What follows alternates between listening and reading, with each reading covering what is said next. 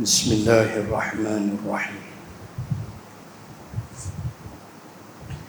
Assalamualaikum warahmatullahi wabarakatuh.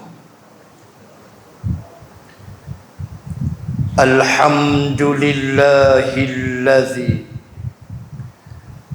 anzala ala abdihil kitaba wa lam yaj'al lahu 'iwaja. Ashhadu an la ilaha illallah wahdahu la syarika lah, wa ashhadu anna sayyidana Muhammadan abduhu wa rasuluh. Allahumma salli wa sallim ala rasulillah wa ala alihi wa sahbihi ajma'in. Subhanaka la ilma lana illa ma 'allamtana innaka antal alimul hakim. Bismillahi ma sya'allah, la hawla wa la quwwata illa billah al-aliyyil azim. Amma ba'd. Muslimin dan muslimat rahimakumullah, alhamdulillah thumma alhamdulillah, kita ucapkan kehadrat Allah subhanahu wa ta'ala yang telah mengizinkan pertemuan kita pada malam ini di dalam ilmu, qudrah dan iradah Allah subhanahu wa ta'ala. Kali terakhir bulan 4 sebelum Ramadan al-Mubarak. Malam ni kita sambung, masih lagi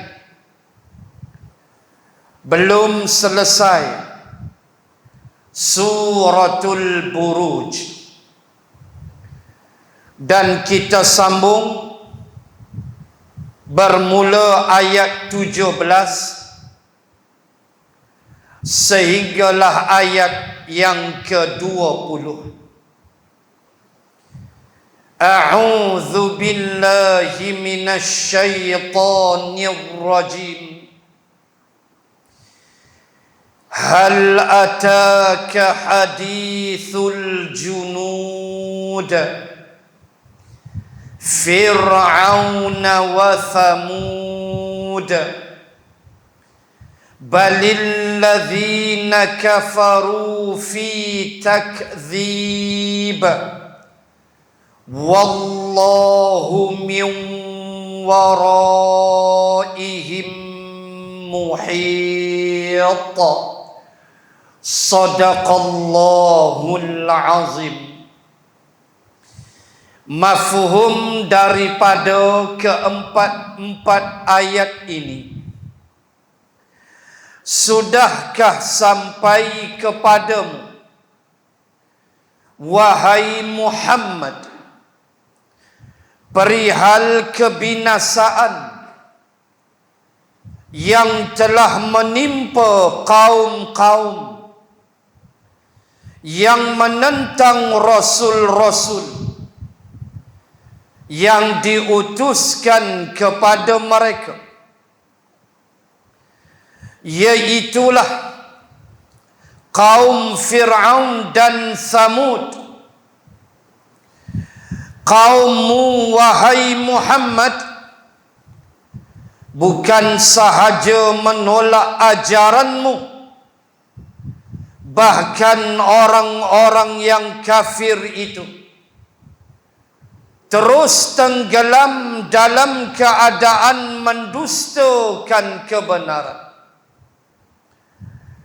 Sedangkan Allah daripada belakang mereka melingkungi mereka dengan kekuasaan. Muslimin dan muslimat rahimakumullah, kita sambung 4 ayat lagi pada malam ini di dalam menceritakan sedikit tentang golongan kaum puak-puak manusia yang dibinasakan oleh Allah Subhanahu wa ta'ala kerana penentangan mereka terhadap rasul-rasul yang dikirim Allah. Itulah yang dibahas oleh para ulama. Itulah sebahagian daripada tanda-tanda bila mana Allah Ta'ala sebut, wa ma arsalnaka illa rahmatan lil alamin, dalam suratul Anbiya, ujung-ujung nak habis suratul Anbiya, Allah Ta'ala sebut, tiadalah kami utuskan engkau wahai Muhammad melainkan sebagai rahmat bagi sekalian alam. Maka termasuk makna rahmat itu adalah Allah, kata para ulama, menangguhkan dahulu hukuman, tidak menghancur leburkan di kalangan umat Muhammad yang melakukan dosa dan maksiat. Allah bagi tangguh, itu dia rahmat. Umat zaman dulu lingkup. Sekejap lagi kita tengok beberapa ayat yang saya nak kait. Kita ni Allah bagi tangguh, buat dosa, buat maksiat. Kaum dulu Allah pelingkup on the spot. Kita Allah bagi tangguh. Nama dia taubat. Allah dalam hadis kudusi, Allah kata, ya bena Adam, wahai anak Adam, lau ataini, kalaulah engkau datang jumpa aku, biqurabil ardi khataya. Allahu akbar. Allah, hadis sahih Muslim. Allah kata, hei anak Adam, lau ataini, kalau engkau datang jumpa aku nanti pada hari kiamat atau di dunia ni, biqurabil ardi khataya, engkau punya dosa, kata Allah, biqurabil ardi, sepenuh bumi. Besar mana bumi? Besar bumi dosa engkau. Biqurabil maghfirah, lau ataitani, aku pula datang kepada engkau, biqurabil maghfirah, sebesar mana bumi, sebesar itulah ampunan aku. Allah. Syarat jangan syirik. La tusyriku bi syai'a, kata Allah dalam hadis. Syarat kamu jangan syirik dengan aku. Jangan sembah batu, jangan sembah patung, Jangan sembah nafsu manusia. Quran kata haram, nafsu manusia putar bagi halal. Kita pun hangguk, kita pun taat, tu sembah manusia, nama dia syirik. Wal'ayazabillah. Tu yang Allah sebut dalam Ali Imran. Wala yattakhidha ba'duna ba'dan arbabam min dunillah. Ayat 64 Ali Imran. Jangan sebahagian kamu melantik sebahagian yang lain sebagai arbab. Jamak daripada Rabb. Rabb mufrad, Tuhan yang satu. Rabbil alamin. Jamak dia arbab, Tuhan-Tuhan. Allah sebut ayat 64 Ali Imran. Allah kata jangan sebahagian kamu pergi lantik sebahagian kamu jadi arbab, jadi Tuhan-Tuhan baru. Berkata Adi bin Hatim kepada Nabi sallallahu alaihi wasallam, ketika Adi bin Hatim masih seorang Kristian. Adi bin Hatim masih Kristian pada waktu itu. Dia tanya Nabi, apa maksud sembah manusia? Maka Nabi jawab, apabila Allah mengharamkan sesuatu di dalam Injil, maka kamu, rahib-rahib kamu berusaha untuk menukarnya. Kalau Injil kata haram, rahib kamu kata halal, kamu pun hangguk. Itulah maksudku, kata Nabi. Kamu telah melantik rahibmu menjadi Tuhan yang baru. Samalah. Quran kata haram, ada puak manusia mana kata boleh, tak apa. Kita pun hangguk, pergi kita. Tak boleh. Itu hak Allah. Inil hukmu illa lillah. Sebab itu kita marah, kita tegur isu arak timah. Walaupun ada sebahagian manusia merasa kurang sensitif, bahkan ada sebahagian manusia yang mengutuk golongan macam kita, mengatakan otak kita sontot, mengatakan ada benda besar lagi kita nak bahas. Ini jenama whisky timah, ini small matter, piece of cake, kata orang putih. Tuan-tuan mufti negeri Pulau Pinang sendiri menegur. Datuk Mufti negeri Pulau Pinang minta supaya syarikat whisky tu tukar jenama tu dan buang gambar kupiah berjanggut tu. Alhamdulillah, desakan kita mereka layan dan syarikat kata beri kami masa seminggu, 2 minggu untuk kami ubah. Sila. Islam tak pernah larang non-Muslim nak minum arak. Itu hak kamu. Minumlah. Arwah Tok Guni Aziz ambil Kelantan tahun 90, terus buat undang-undang kawal penjualan arak. Larang tak boleh. Itu undang-undang Islam. Mereka boleh minum, tapi tugas pemerintah mesti kawal. Kita rasa sensitif. Sebab apa? Sebab kita ada iman.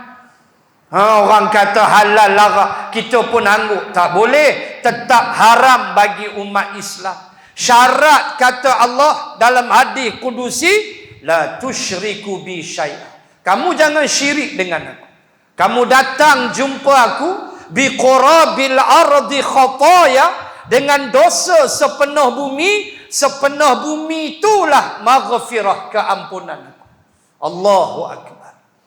Ni kita. Tu yang ulama maksudkan antara makna rahmat, antara makna Nabiur Rahmah, Nabi Muhammad tu rahmat sekalian alam. Antara maknanya itulah umat zaman dulu hancur on the spot. Itu yang pertama. Yang kedua, sebelum kita kupas ayat, tuan-tuan akan jumpa banyak tentang ayat-ayat macam ni. Hal ataka, suatu perkhabaran daripada Allah kepada Nabi. Seolah-olah Allah cakap dengan Nabi. Allah kata ke Nabi, hey Muhammad, mari dah ke berita, dengar dah ke berita tu. hal ataka hadis, sampai dah ke berita. Kita jumpa dalam Quran, hal ataka hadithul ghasyiyah. Kita jumpa dalam Quran, hal ataka hadithu dhaifi Ibrahim al-mukramin.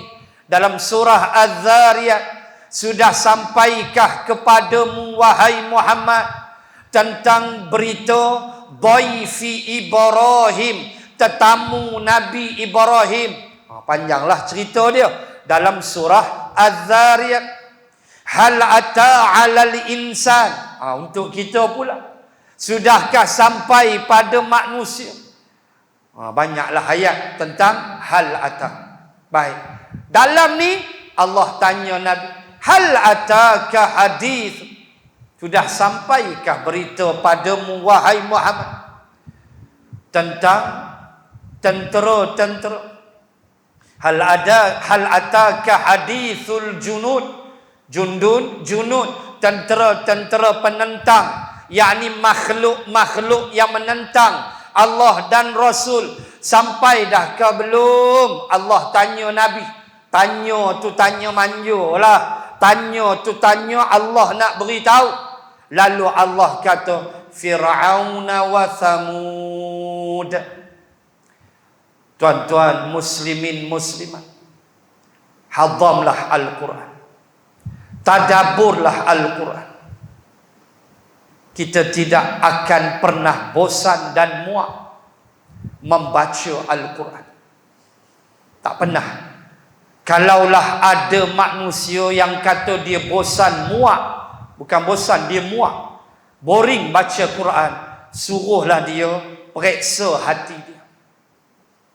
Atau suruh dia berhenti rokok dulu. Saya ingat dia rokok kuat.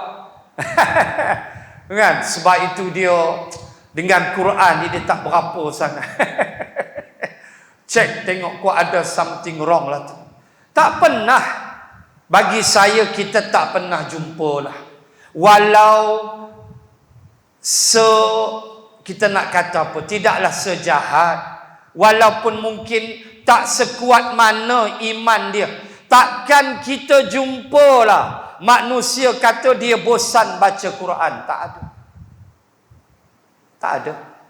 Tak ada pernah bosan. Sebab mukjizat. Mukjizat. Yang ada mungkin kita dengar, Allah hari ni tak baca Quran lagi. Mungkin. Itu sifat yang bagus. Dia tersentak sebab 24 jam dah nak tidur dah belah malam, rupanya Quran tak buka lagi. Itu masalah lah. WhatsApp group ni hancai dah, lunyai dah dia baca. Kan, tambah dia fokuskan PRN Melaka kan. Lagi kuat dia baca. Quran tak buka, leceh lah. Dia pun tersentak. Bagus lagu tu. Itu bagus. Dia sedar cepat. Weh, Quran tak baca ni. Gila aku ni. 24 jam dah nak tidur dah. Daripada subuh aku buat apa ni? Sibuk sangat ke aku? Dia question diri dia. Itu bagus. Daripada buat bodoh langsung tak rasa apa, berat. Ceritanya, kita tidak pernah bosan baca Quran. Bacalah surah mana pun. Allah dah ulang begitulah. Fir'aun, Thamud, Ad, Lut. Allah dah ulang tu. Mana ada cerita baru? Wa tammat kalimati rabbika sidqan wa adla la mubaddila li kalimati. Suratul An'am ayat 100 lebih. Kata Allah, wa tammat, telah pun tamat, kalimatu rabbika, kalimat Tuhanmu, tamat dah, selesai dah. Tamat macam mana? Dengan dua keadaan. Sidqan, tamat dengan benar. Wa adla, penuh keadilan. La mubaddila li kalimatih, tidak akan ada perubahan pada kalimat dan perintahnya. Tamat dah. Habis dah wahyu. Mana ada cerita baru? Cerita lama tu. Tu yang pernah mak kepada Usamah bin Zaid. radhiyallahu anhuma, anak Zaid bin Harithah, syuhada peperangan Mu'tah. Anak dia nama Usamah. Usamah hasil perkahwinan Zaid dengan Ummu Aiman. Ummu Aiman ialah mak angkat Nabi, yang bela Nabi ketika Aminah wafat. Allah. Ketika Siti Aminah, ibu yang mulia ini wafat, siapa yang jaga Nabi? Ummu Aiman. Ummu Aiman akhirnya berkahwin dengan Zaid bin Harithah dan lahirlah Usamah bin Zaid. Teringat ucapan Ummu Aiman ketika dia menangis hampir setahun setelah kewafatan Rasulullah. Teringat kisah bila dia menangis teruk. Nabi dah wafat lama, dekat setahun dia tak berhenti menangis, menyebabkan Abu Bakrin pergi tegur dia. Mak, duk panggil mak tu hormat. Mak, Nabi kalau nampak Ummu Aiman datang, Nabi buka jubah Nabi. Nabi bentang. Nabi kata, mak, ibu duduk. Ijlis, duduk sini. Punya sayang dekat Ummu Aiman. Ummu Aiman dah tua dah waktu. Bila Nabi wafat, Ummu Aiman menangis dekat setahun baru nak berhenti. Lalu Abu Bakrin tegur dia, mak, wahai ibu, kenapa menangis ni? Kan semua orang akan mati. Kami pun sedih, mak. Kami sahabat rapat, aku ayah mertua dia. Kami lagi sedih, mak.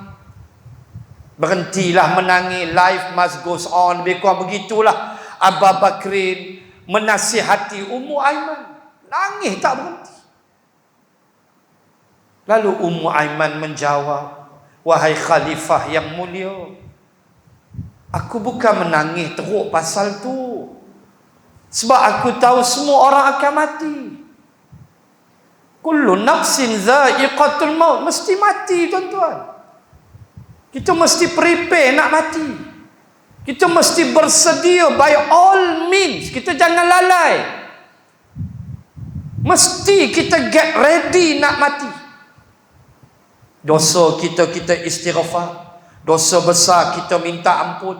Harta kita infak. Ilmu kita curah. Buat baik, jangan berhenti. Sebab mati semakin dekat, semakin dekat, semakin dekat. Kita tak boleh elak. Itu ketentuan Allah.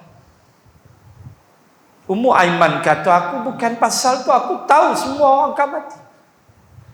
Tetapi menangisku berpanjangan kerana aku sedih. Sudah tidak ada lagi wahyu yang akan turun. Itu dia Ummu Aiman. Tak ada dah Quran. Tak ada dah Jibril nak datang, nak jumpa Nabi, Nabi berpeluh-peluh. Tak ada dah. Kata Ummu Aiman, wahyu sudah terhenti. Itu yang aku menangis sedih kerana tiada lagi wahyu akan turun. Haibatnya iman Ummu Aiman. Subhanallah. So, cerita lama. Tuan-tuan baca Al-Baqarah, tuan-tuan baca Taha, tuan-tuan baca Al-A'raf, sampai juzul Amma, surah An-Nazi'at, wan-Nazi'ati gharqa. Kan kita dah lepas surah An-Nazi'at. Dalam tu ada cerita tentang Fir'aun. إِذْ نَادَاهُ رَبُّهُ بِالْوَادِ الْمُقَدَّسِ طُوًى اذْهَبْ إِلَى فِرْعَوْنَ إِنَّهُ طَغَى. Sampai juzuk 30 pun Allah cerita Fir'aun. Cerita yang sama. Apa kebinasaan dia? Saya tak sebut, semua orang tahu. Tengok laut, ingat Fir'aun. Buka Al-A'raf, serupa ya. Buka Taha, sama je. Tak ada cerita Fir'aun mati jatuh pokok kelapa. Mana ada? Cari-cari panjat pokok kelapa, tergelincir. Pokok kelapa pula tinggi 2 tingkat flat, kata mati Fir'aun. Mana ada? Cerita apa? Tenggelam dalam laut, serupa tu. Buka Al-A'raf cerita laut, Asy-Syu'ara tenggelam laut, Taha tenggelam laut, Al-Baqarah tenggelam laut. Semua orang tahu. Hancur tengah laut.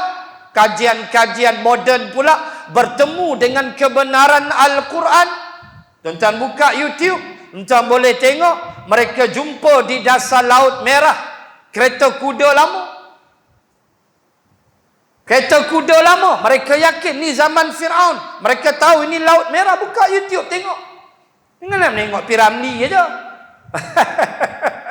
Sekali-sekala tak apalah berhibur. Tak ada salahnya berhibur. Sehingga ulama bahas ketika Hanzalah datang jumpa Rasulullah. Hanzalah jumpa Nabi. Buka Bahrul Mazi jilid 17.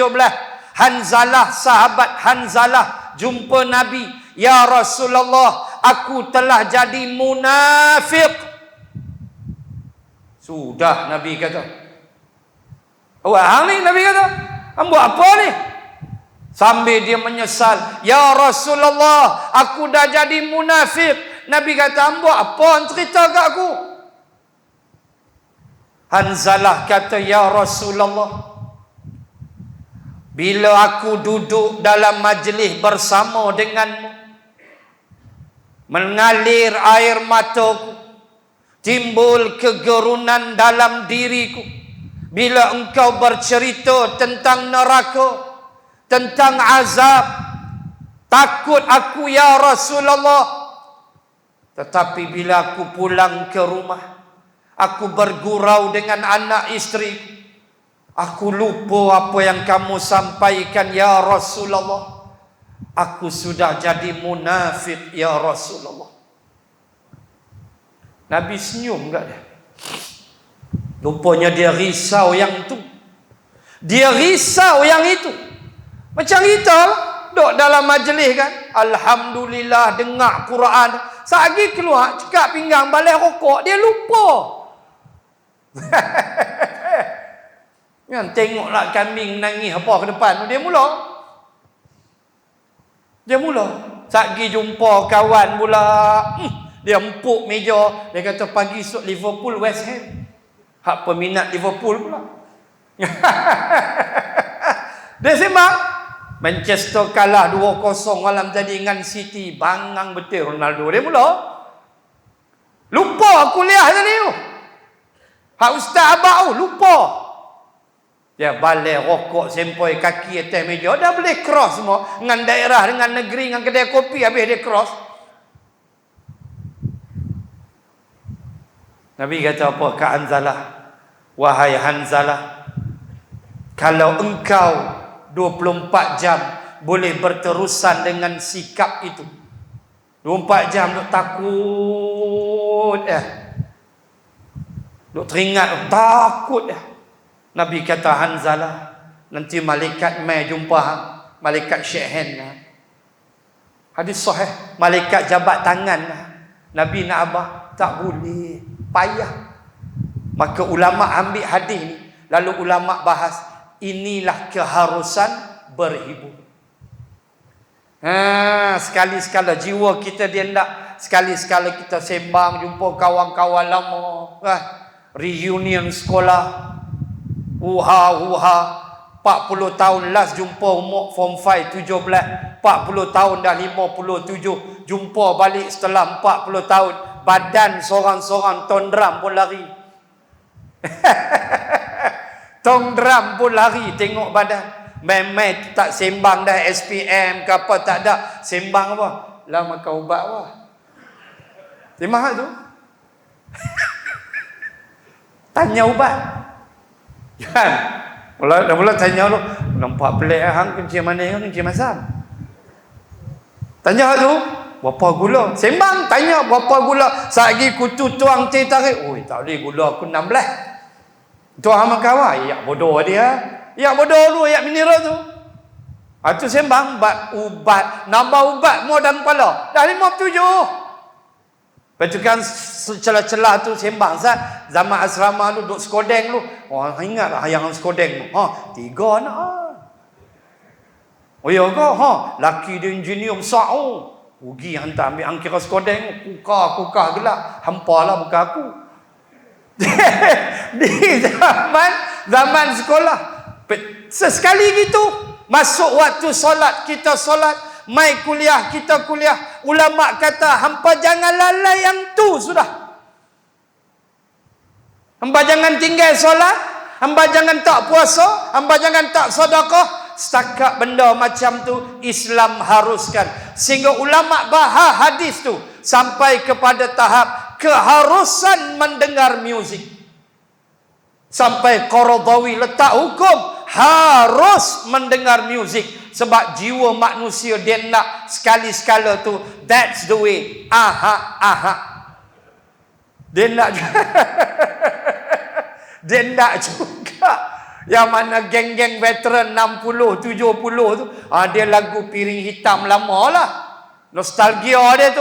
Zaman dia bercintui dengan maknya, paknya tu. Ulama letak sampai Qaradawi kata adalah harus kamu mendengar muzik.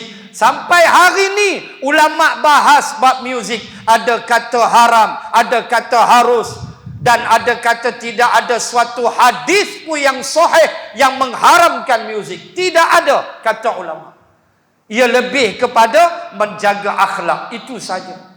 Dan kalau kamu dengar muzik, kata Qaradawi, tetapi tidak melalaikan kamu dari solat, maka hukum dia harus. Sampai tahap tu. So bila Nabi kata, kalau hang boleh 24 jam, malaikat shake hand dengan hang. Makna kata ulama, memang jiwa kita begitu.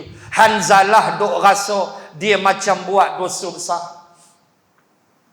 Dah bila Nabi senyum gitu, Nabi kata, kalau hang boleh buat malaikat turun salam dengan kamu, maka itulah kata ulama keharusan sekali-sekala jiwa kita. Dia mahu juga gelak-gelak, seronok-seronok, cuma jangan melampaui batas. Sekali-sekala bawa anak cucu berjalan kan. Ni dah boleh rentah negeri apa. Jangan duk balik pulau ya. Keluar balik pulau, pergi balik sana. Lepas tu pergi Kuala Ketin, naik baling ada satu kampung. Kampung Balik Angin dia panggil. Ada satu lorong, kampung Balik Angin. Sampai tentu balik angin, balik pulau. Pilah berjalan, sekali-sekala hibur-hibur, seronok-seronok dengan anak cucu dan sebagainya. Ini Islam benarkan. Syarat hang tutup aurat dia elok. Syarat masuk waktu semayang, hang semayang. Dah. Ngan nak terperuk 24 jam dengan biji tasbih je. Ini Islam, agama pertengahan. Agama yang al-wusta, agama yang cukup mudah, yang tidak membebankan kita. So, kita baca dalam Quran cerita tu. Fir'aun cerita yang sama. Apa dia? Tenggelam dalam laut. Benda sama. Itu yang saya kata tadi. Mereka jumpa dah kereta kuda di dasar laut. Mereka jumpa dah topi Trojan. Tengok YouTube. Topi Trojan. Mereka kata ni topi yang diguna zaman Fir'aun. Sebab mereka jumpa di Laut Merah. Mereka sedang mencari sekarang satu benda yang Fir'aun guna, iaitu lighter dia seokok apa. Yang tu tak jumpa lagi. Lighter jenama apa dia pakai, sampai lah tak jumpa lagi. Yang tu tak ada dalam YouTube, aku tambah. Muslimin dan muslimat sekalian, cerita sama. Habis tu, apa kita nak ambil ni? Sembang cara mati sama. Wa aghraqna, kami tenggelamkan dia, kami belah laut, kami tahan laut, kataudil azim, jadilah laut kiri kanan seperti gunung yang tinggi. Quran cerita, Allah beritahu. Sama Firaun lari sampai tengah laut bertemu, mati. Sama Tapi apa yang Allah nak sampai pada kita?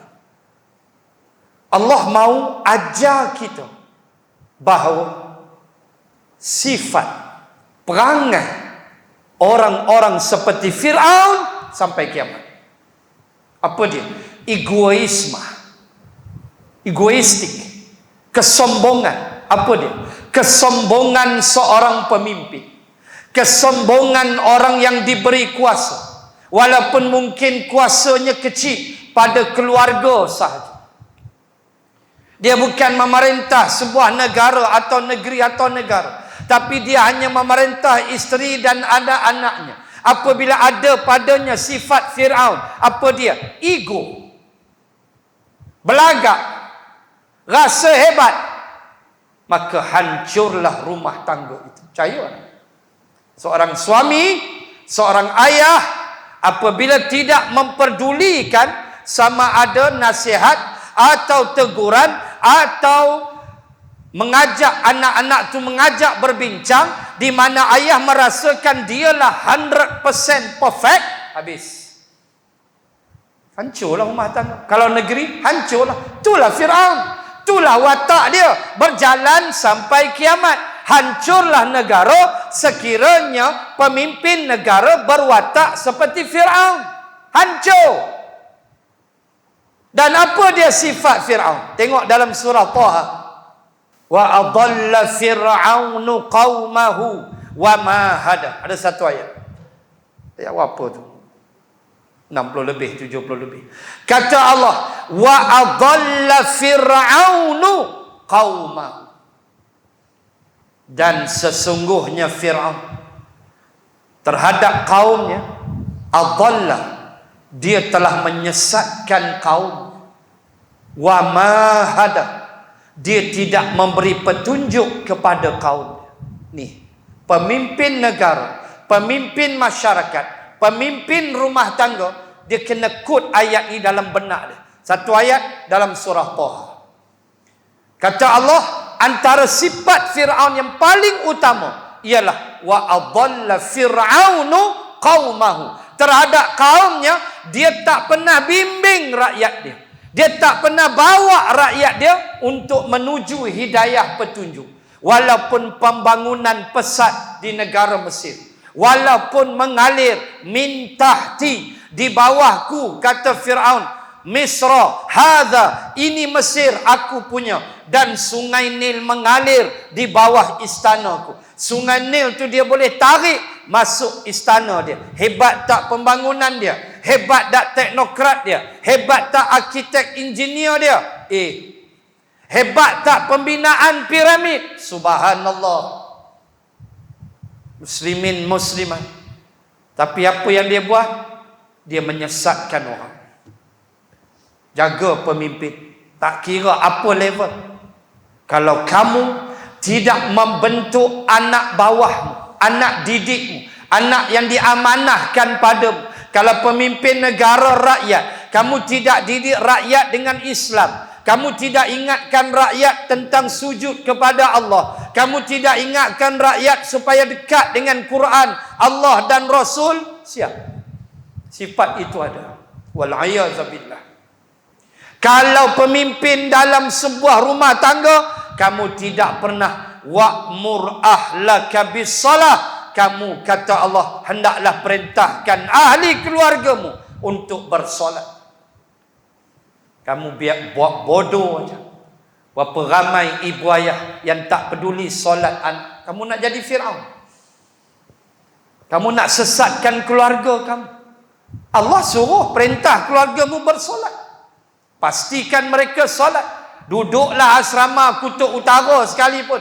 Sekarang teknologi ada, handphone ada. Pastikan mereka bangun bersolat. Jangan buat bodoh. Jangan kata lantaklah dia dah duduk asrama, pandai dia. Tak boleh. Walau umur dia 16, 17 dan sebagainya. Kita nak sebut sifat Fir'aun adalah sifat suka sesatkan orang.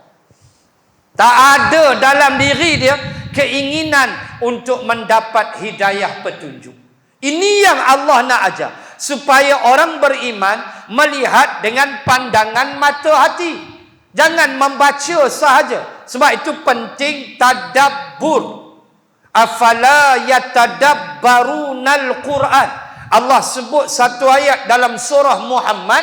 Allah tanya, apakah kamu tidak boleh tadabbur Al-Quran? Jangan baca aja. Tengok, oh ada mesej daripada Allah. Apa dia?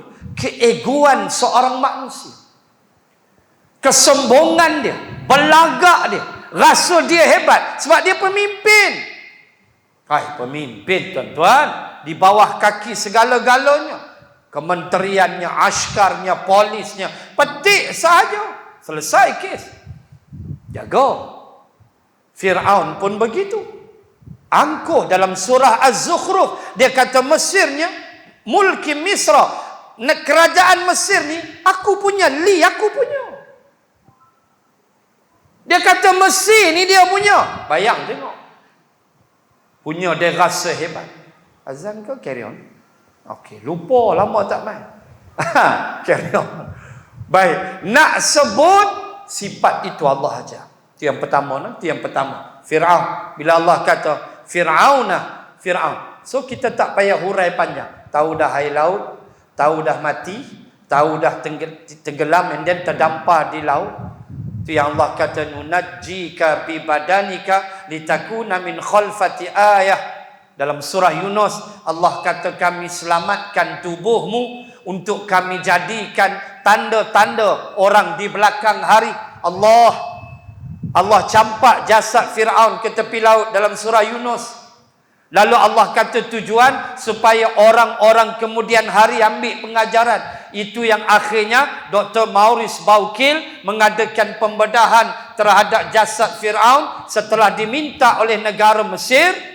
Lalu Perancis mengizinkan untuk dibawa jasad Fir'aun dibawa ke Mesir. Maaf, jasad Fir'aun dibawa ke Perancis. Ini kisah benar. Tahun 1800 lebih. Bagaimana jasad Fir'aun yang tenggelam di Laut Merah dibawa dengan penuh penghormatan, disambut di lapangan terbang di Paris dengan sambutan diraja. Punya hebat. Punya hebat sambut si hantu raya tu. Lepas tu menjadi tugas Dr. Maurice Baukil. Entah baca statement dia. Saya ada buku dia. Entah baca apa dia tulis. Kau tak ada buku, buka YouTube, tengok dalam Google apa kata Dr. Maurice. Aku mendapati garam di tubuh Fir'aun. Garam air laut. Daripada ujung rambut dia sampai ujung kaki dia, garam air laut. Dia termenung sekejap. Itu yang akhirnya dia bertemu dengan seorang Islam di sebuah surau kecil. Setengah masjid lah, macam masjid. Tak adalah besar macam kita di Malaysia. Besar surau lah tapi masjid. Tahun 1800 kan, besar mana. Itu yang dia jumpa, dia cerita. Sahabat Islam ni digelak, kata, hang tunggu sah. Ada Khalil, hang tunggu sah. Dia pun ambil Quran, terjemah. Dia buka surah Yunus. Dia kata, hang baca. Apa Quran sebut? Hari ini, falyauma nunajjika bibadanika. Hari ini kata Allah, kami selamatkan tubuh engkau litakuna min khalfati ayah, supaya orang kemudian hari tahu tanda kebesaranku. Ni Allah cerita masuk Islam Dr. Maurice Baukil. Allahu Akbar.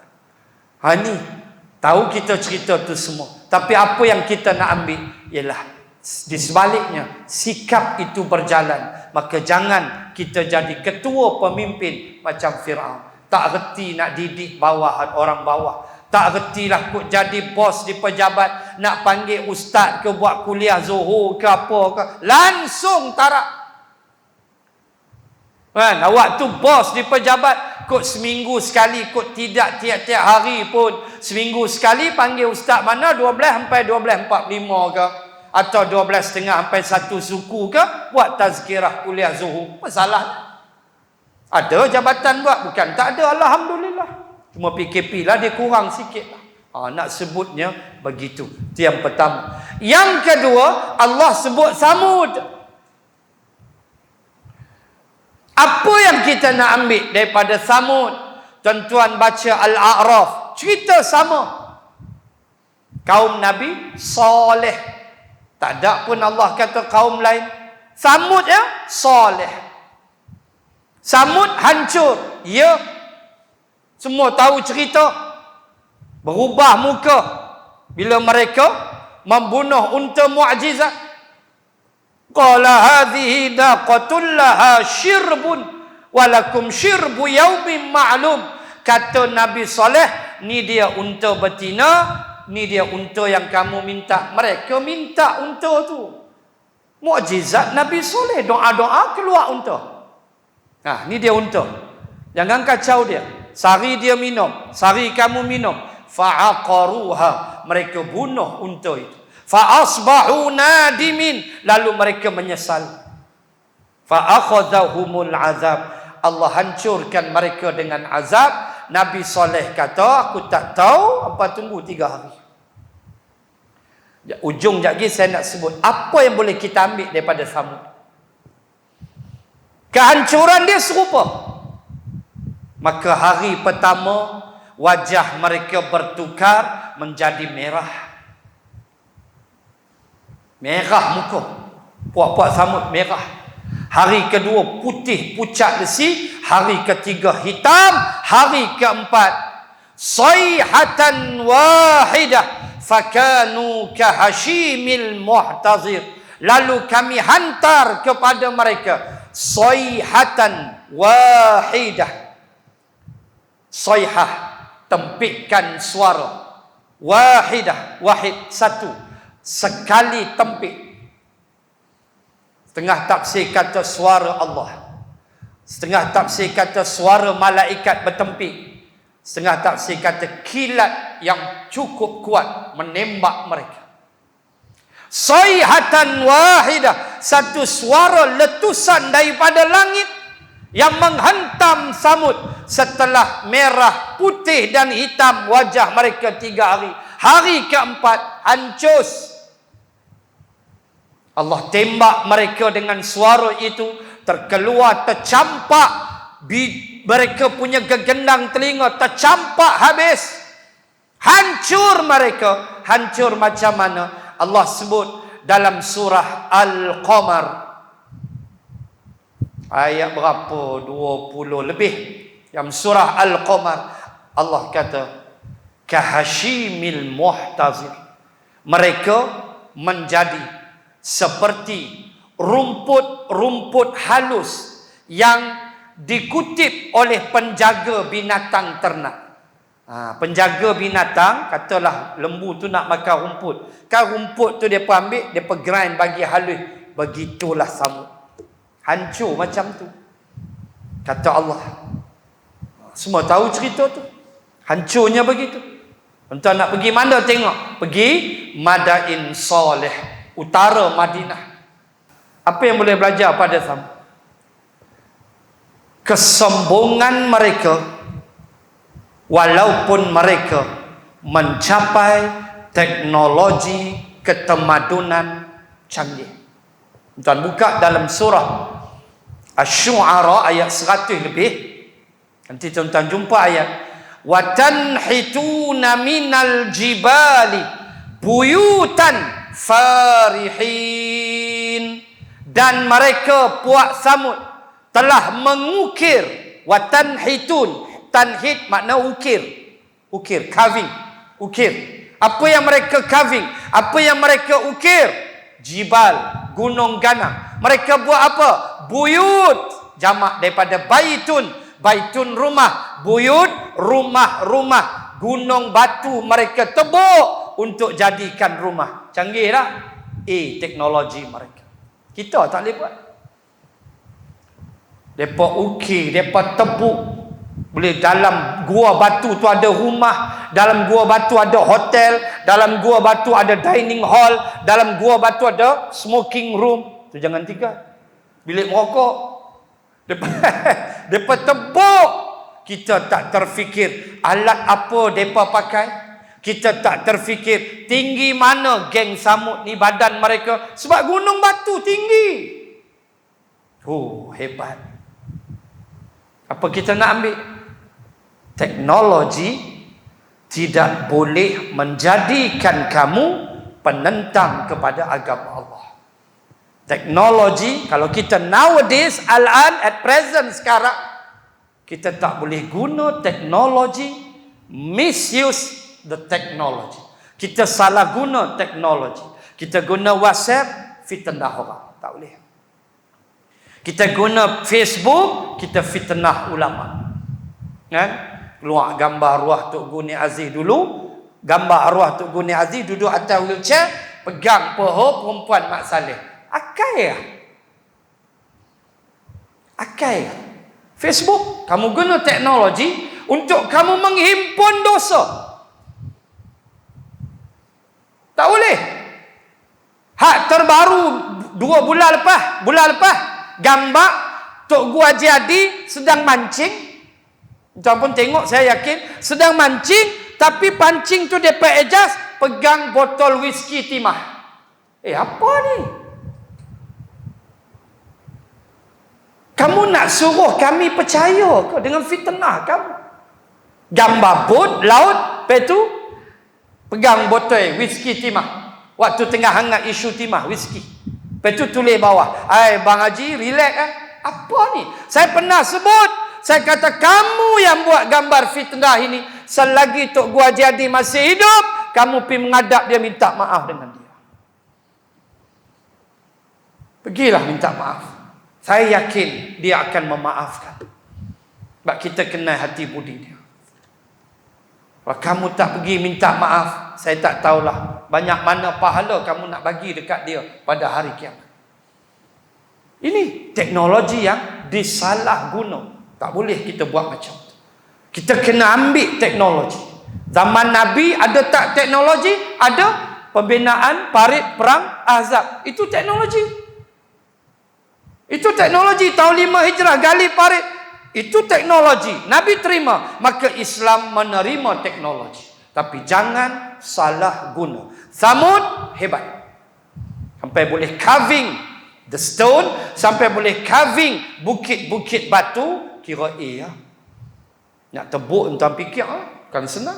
Alat dia guna. Lama masa mereka ambil. Tubuh mereka tinggi mana. Tapi bila mereka lawan Nabi Saleh, hancur sayhatan wahidah. Allah hantar satu tempikan suara daripada langit. Maka dengan Samud kita ambil pengajaran apa dia? Jangan salah guna teknologi. Mereka hebat dengan teknologi. Kita pun hebat. Kita sudah mula masuk 5G. Kita dah mula tinggalkan 4G. Walaupun masih boleh pakai lagi 4G. Tapi kita dalam stage untuk masuk 5G. Lagi laju. Tak payah saya cerita lah berapa gig speed dia. Itu kita belajar dulu dalam engineering. 5G berapa, 4G, 3G lagi. Out. Tuan pakai 3G 10 minit tak keluar lagi. Malaysia kini apa tak keluar. Duk lagu tu 3G. Balik hokok boleh keluar. Lah kita menuju 5G. The fastest one. Lagi cepat. Tengah masuk. Sebab itu orang tak main dah 4G. Banyak dah 5G sekarang. Unify pakai 5G. Jarang pakai 4G dah. Speed dia lagi laju. Lagi cepat kita mendapat maklumat. So guna untuk kebaikan. Guna Instagram, sebarkan kebaikan. Guna Facebook, sebarkan jadual kuliah ke nasihat-nasihat. Guna WhatsApp group untuk saling menasihati. Geng sekolah punya WhatsApp kedah tua-tua dah. Hantar sehari satu hadis. Mudah-mudahan ada keberkatan di situ. Wallahu ta'ala a'lam. 2 ayat saya baca tadi sampai 4. Itulah ayat yang ke-20. Sedangkan Allah dari belakang mereka melingkungi mereka. Dan sebenarnya Allah mengazab mereka dengan kekuasaannya. So habis 4 ayat. InsyaAllah bulan depan. Bal huwa Qur'anun Majid fi lauhim mahfuz. Saya cuba habiskan 2 ayat tu. Kalau habis bulan depan, habis sekejap dalam 20 minit, saya boleh habiskan. Kalau dapat, maka kita berpindah kepada surah At-Tariq, insya-Allah. Was-sama'i wat-tariq. Nanti kita lihat apa itu At-Tariq. Allah, yang ni ada kaitan dengan sains. Nanti kita tengok nanti bila sampai bulan depan. Saya cuba bahaskan dulu 2 ayat yang penghabis, ayat 21 dan ayat 22. Dan kalau ada masa, kita sambung dengan surah At-Tariq, insya-Allah taala. Wallahu taala a'lam. Bismillahirrahmanirrahim. Alhamdulillahi rabbil alamin. Assalatu wassalam ala Rasulillah wa ala alihi wa sahbihi ajma'in. Allahumma zidna ilman warzuqna fahman. Allahumma rzuqna fahman nabiyyin wa hifzal mursalin. Allahumma ij'al jam'ana hadha jam'an marhuma wa tafarruqana min ba'dih tafarruqan ma'suma. Wa sallallahu ala rasulillah wa ala alihi wa sahbihi wa baraka wa sallam walhamdulillahi rabbil alamin. Subhanakallahumma wa bihamdik nashhadu an la ilaha illa ant wa nastaghfiruka wa natubu ilaik. Wallahu ta'ala a'lam. Assalamu alaikum warahmatullahi wabarakatuh.